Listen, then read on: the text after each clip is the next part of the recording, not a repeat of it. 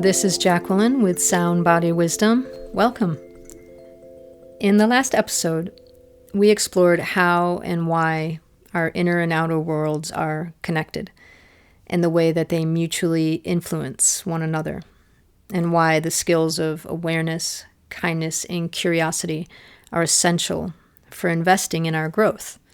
Not only the revealing of these insights, but then working with them to connect with our authentic self.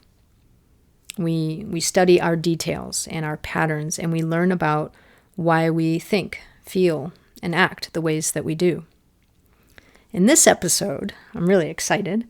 I wanted to share more about the influence of the inner and outer landscapes and share more metaphor and information for you to work with to develop your relationship with your parts and to get to know your inner landscape, to differentiate the authentic self from all the characters in your landscape. The characters or parts of the inner landscape are what I often refer to as my inner tribe. But here I'm also going to expand this a little bit further. And I'm going to say it's also like having an inner society. And so I just wanted to share a couple definitions of what a society is. So one definition is a group of individuals involved in persistent social interaction, or a large social group sharing the same social territory and typically subject to the same dominant cultural expectations. Or another one is an organization or a club formed for a particular purpose or activity. All of these, they speak to the definition of a society. And when I read these, it's very much how I would describe our inner landscape and what I call my inner tribe. So as I meditate more on this metaphor and framework for the inner landscape and consider what might be most useful and supportive to share with you, it's interesting for me to look for new ways to describe all of this or nuances to offer. Anything that can create more potential for you to access and engage this framework of working with your parts in the inner landscape. So, I realized I've been building my relationship to all my parts and characters for it's over 25 years. And as with anything that you practice daily, it's like breathing for me. So it's really exciting to see it with new eyes and with a fresh mind. Because in order to share in a way that's most accessible, I personally feel it's essential to deconstruct, to question, to reframe, find new vantage points to reflect on this inner landscape of our parts. Because essentially, everything I share, the variety of words, the way I repeat things, the metaphors, it's all meant as potential clues or keys for you to see what clicks for you on your path of discovery. And remember, I'm an active supporter for you coming up with your own metaphors or improvising with what I share here. Whatever helps it to click and best work for you. That's what matters most. So there are different schools of thought wherever you look, different models or perspectives, metaphors for how to discover and grow this incredible resource of the self, of you, of me, everyone, right? Each of us. And what I share is what I've seen work for clients I work with, people I meet on my travels, and of course, not only saved my life all those years ago, but it really continues to be the most flexible and profound framework I've known, which is why it's so woven into all that I do, because it is really that accessible and that effective. So before I say more about our inner society, this inner landscape, let me just back it up a bit and share more about the big picture, right? The context that we're all swimming in, this being human, all right? So this is a simplification, but within us, we're made up of systems and networks, inner workings, parts that have been designed or shaped by experience, repetition, exposure, and implicit learning, right? This is our unconscious realm. And maybe from the outside, it can all seem so simple, much like looking at the surface of a lake. But there's so much more to who we are, so much below the surface, so much depth to our unconscious and our inner landscape. In the unconscious are all our associative networks and memories, where our thoughts, feelings, and behaviors, that's where they've been and are seamlessly shaped, building the underwater architecture, right? Our conditioning, the patterns of infrastructure, all the parts that make you, you, and that influence almost every aspect of who you are. And our unconscious, this inner landscape with all our memory experiences, implicit and explicit learning, our conditioning, our habits, it can shift. It can change. It can be reshaped and restructured in lots of ways, but definitely through conscious awareness and conscious intention and conscious choice. Developing our awareness is what supports us to consciously witness and engage our current inner landscape and all that dwells there. Awareness allows us to choose to interact more effectively, right? To question, be curious about our mindsets, our patterns, habits, our reactions, and all aspects and parts of ourselves. And once we learn how to develop our skills of awareness and kindness and curiosity, we can begin to interact and engage, build relationships with all these parts, and connect to this essence of our inner landscape, the essence of ourselves. This is our practice, the practice of the self. But it's not a one and done scenario here, because our unconscious is being fed with new information and materials all the time, from circumstances, experiences, people, dynamics, energies, and information, all that we are exposed to and absorb continuously every day. And that is why this practice it's yours to grow over time and through your life at your own pace. Because as I said, this is not a one and done. This practice it's part of basic and essential hygiene for wellness and balance. And just as we have basic hygiene for our physical bodies, like bathing and dental care, developing our skills of awareness, kindness, and curiosity, and using them to build relationships with our parts, connect to our authentic self, it's just as essential for our health and our well-being. In my decades working with people, there is a common theme of people wanting to change and maybe having really potent glimpses or these aha moments, right, of insight or even small realizations, and then either not knowing what to do with them or thinking the realization itself is the end game. And the insight will now direct all the change they've wanted when it comes to their habits, thoughts, and feelings. And yes, absolutely, sometimes there can be an insight that comes and it's able to reverberate so clearly that it influences changes or shifts. But this is more common when you've already been practicing and engaging all your parts directly and connecting to your authentic self. So either way, the realizations and the insights, they're going to require some investment of effort, practice, and developing relationships with your parts that are connected to these realizations and insights. Because just as understanding architecture won't build a structure, the realizations and insights, they need us to roll up our sleeves. They need us to get our hands dirty. They need to be explored and engaged. You are able to be an active participant in the shaping of your own inner landscape. Because remember, your unconscious is really open to influence. And there are influences happening all the time that you may or may not perceive. And this is why conscious participation is so essential and fundamental to any ongoing practice. This is a relationship with yourself, a commitment, and a practice that becomes effortless and grows with you really throughout your life.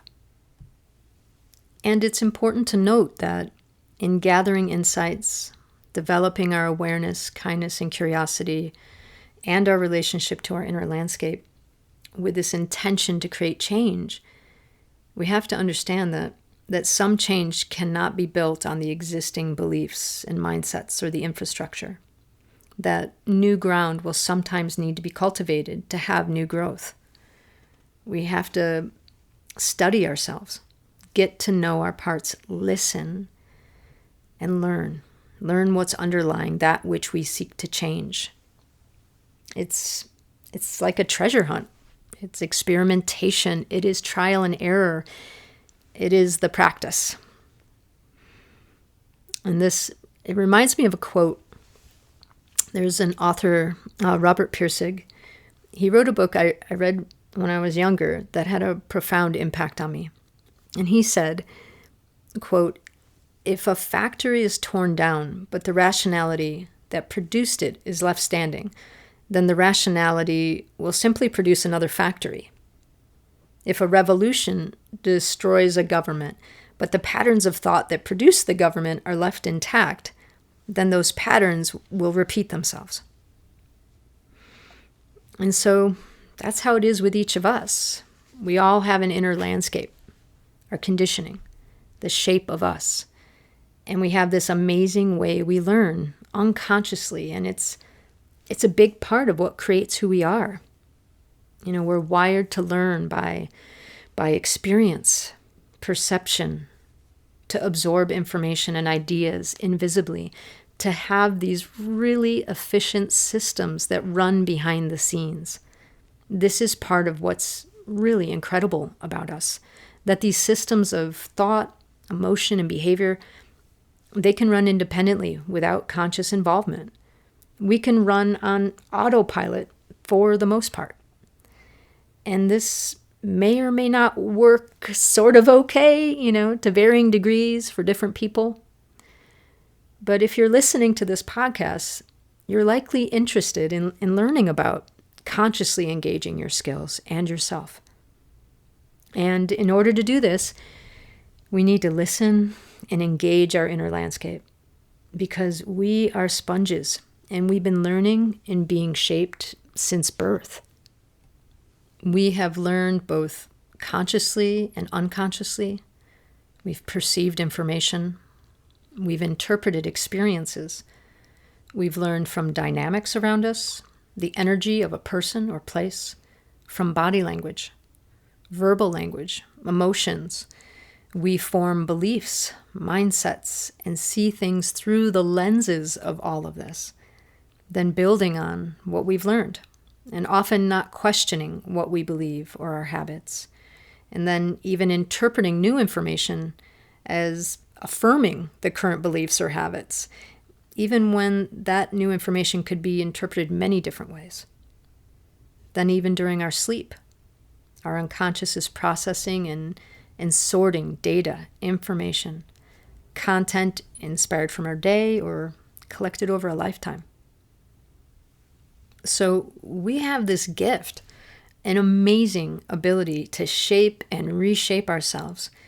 But without conscious engagement with all the parts of our inner landscape, so much of that shaping can just be reinforcing or entrenching the existing habits and beliefs and perceptions. And they can potentially be draining or limiting or maybe even harmful. We might do this even when it's not helpful or sustaining for our overall well-being. We leave our autopilot engaged. And this will generally continue unless you choose to interrupt this process.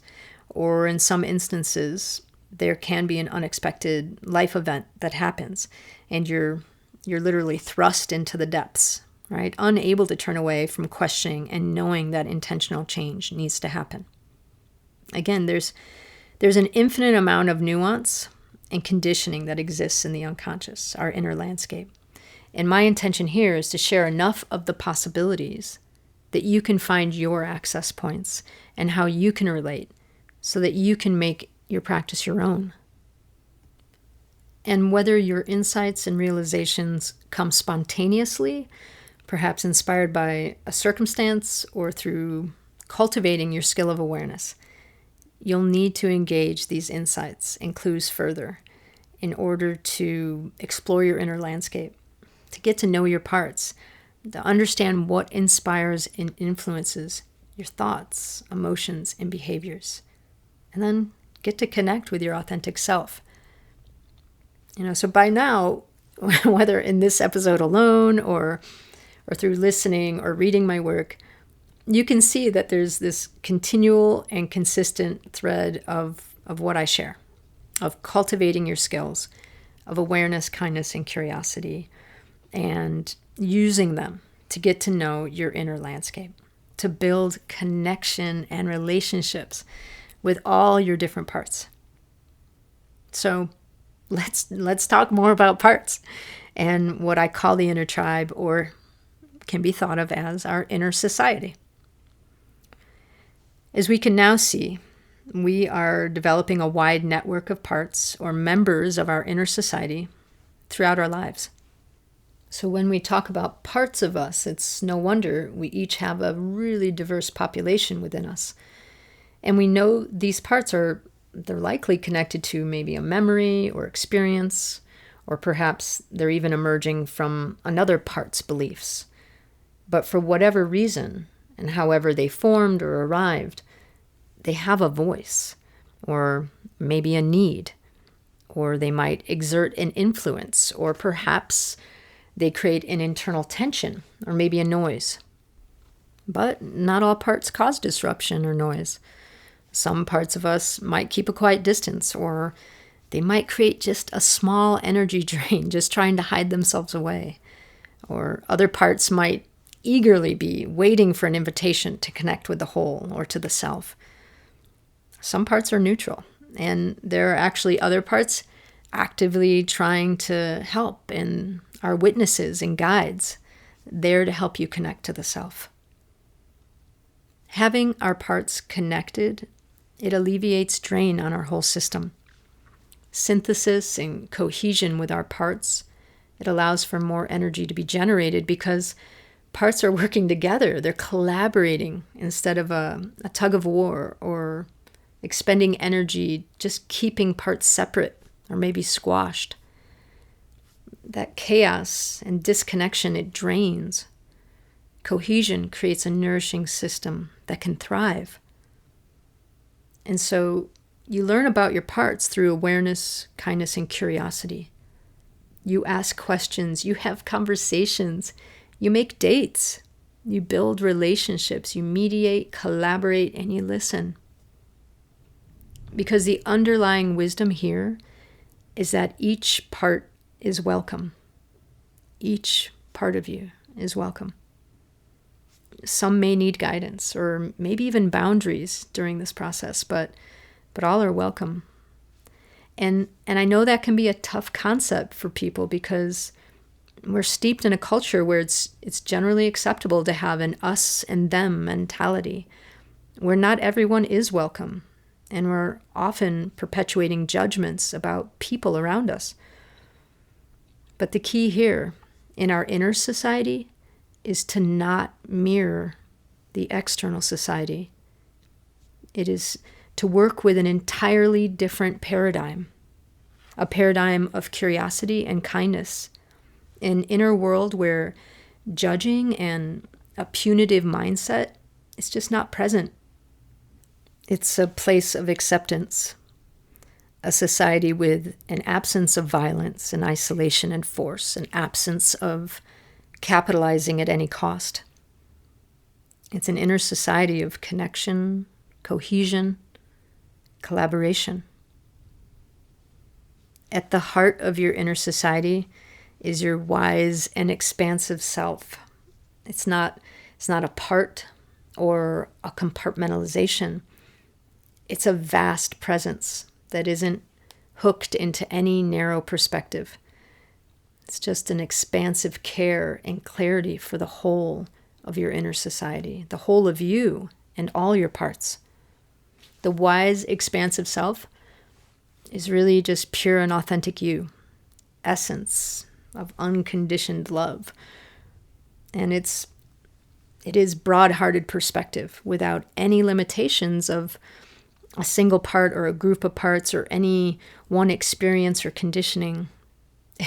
It's just, how many times, right? I keep saying expansive. It is just expansive. And it is wisdom. And it is this place of unconditioned love. And this is what radiates at the heart of each of us, at the core of our inner landscape, within our inner society, with all our different parts and characters. And all the parts of our inner landscape, they participate or not in varying ways. And there are even parts that are there to be witnesses and guides to support that connection with our authentic self. Because this essence of the self, our authentic self, it can get obscured or even covered over. So it's a collaboration between all parts and our authentic self, all in service to overall connection. And as already mentioned, some parts can be more eager to connect with the self, while others have been shaped with ideas of maybe resisting or fighting, wanting control. So the possibility of connecting to the authentic self, it actually feels like a threat to their survival, even though connecting to self is really the sustainable choice overall. So we find so many different parts within us on a wide spectrum. And the parts that are supporting by witnessing and guiding are holding this compassionate space with our authentic self. This space of listening, connection, relationship building, integration, and synthesis, right? There are also inner relationships between our parts too, habits and patterns of how they relate to one another. And that all can add to the complexity, right? Because in our lives, it can be a little overwhelming or confusing when we hear different voices or needs, thoughts and feelings being triggered or stimulated simultaneously. The work here is to discern and differentiate the parts connected to the different voices and the needs and the feelings as much as possible. To differentiate parts from one another and from our authentic self, our broad-hearted essence, right? Because it's really easy to confuse self with the feeling or the thoughts of a part. Because we often say, I'm sad, or I'm angry, I'm jealous. And really, this is just a part, or maybe several parts of us feeling this way.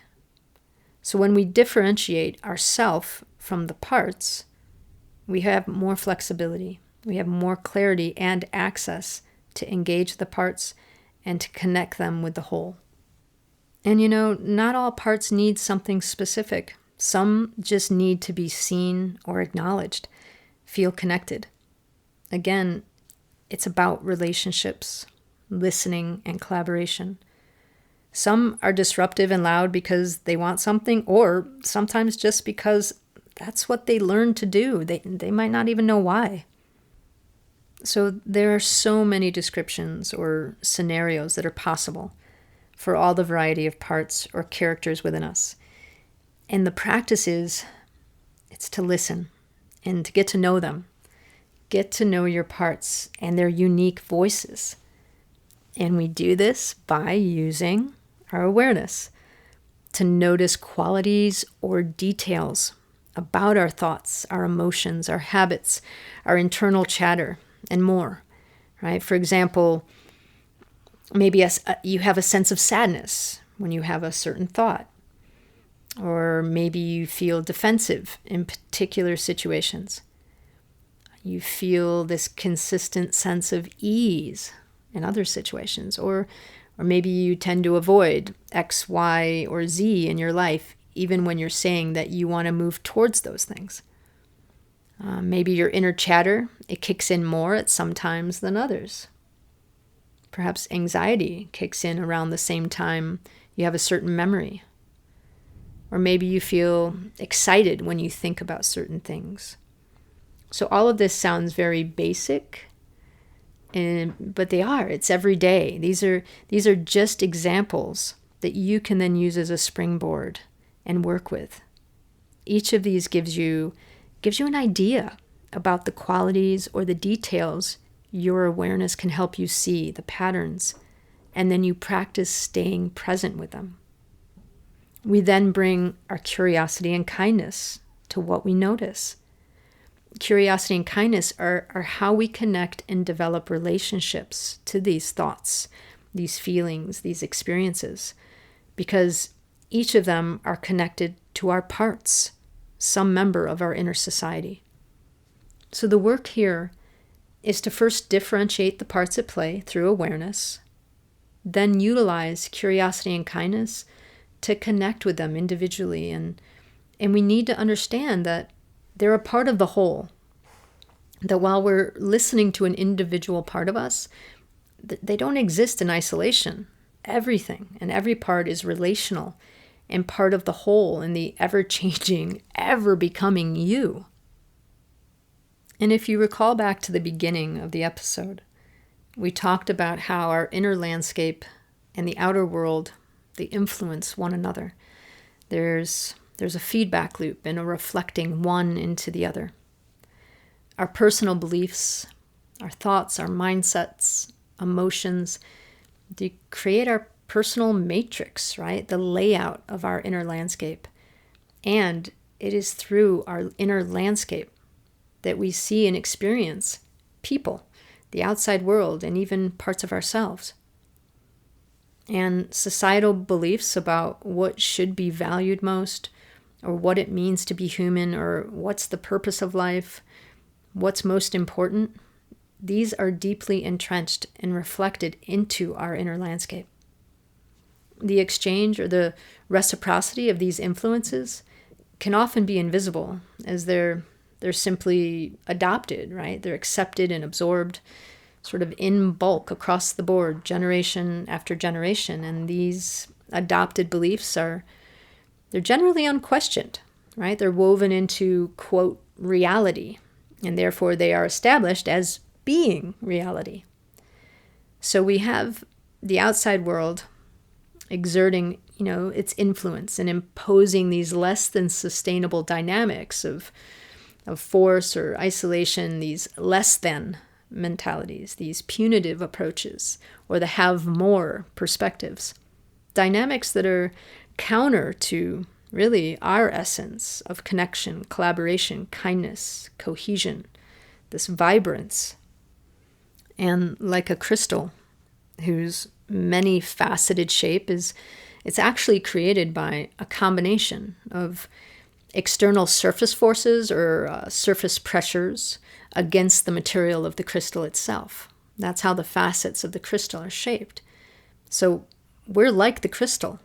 Our shape, our facets, our parts are created by a combination of external world forces and then the composition of all our parts, our inner landscape. Engaging skills of awareness, kindness, and curiosity, and working towards connection and cohesion within our inner landscape, with our parts, this is an available choice for each of us. This is what can help shift the dynamics of our inner society and connect us to our authentic and amazingly radiant self. And since we know the inner and the outer influence one another, this internal shift, it also reflects into the outside world to contribute to and create more cohesion there. Because awareness, kindness, and curiosity, and supporting connection, cohesion, and collaboration within our internal society, it is powerful work. So the practice, it builds sustainable relationships within for us to thrive. And it helps the world outside to become a healthier and more aligned system in the process.